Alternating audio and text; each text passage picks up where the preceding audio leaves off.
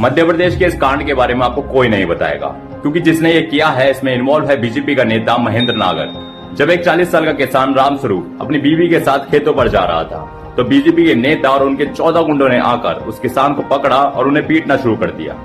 उसके ऊपर इतनी लाठियां बरसाई गई कि उसकी सारी हड्डियां तोड़ दी और आखिर में अपनी महिंद्रा थार उस पर चढ़ा दी और उसे कुचल दिया। ये सब देखने के बाद जब किसान की बेटियां उन्हें बचाने के लिए आई, तो बीजेपी के नेता के उन गुंडों ने इन लड़कियों को भी पकड़ा, घसीटा और पीटना शुरू कर दिया और आखिर में इनके कपड़े भी फाड़ दिए। लेकिन पूरे के पूरे गांव वाले बस देखते ही रह गए और कोई भी इसके खिलाफ आवाज नहीं उठा पाया, क्योंकि ऐसा इसलिए क्योंकि इन गुंडों के हाथों में बंदूक थी।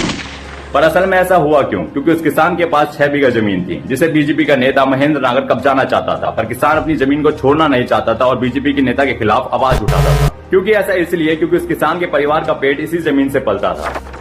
इसलिए ये सब हो जाने के बाद जब बीजेपी नेता को गुस्सा आया तो उसने किसान की हत्या करवा दी।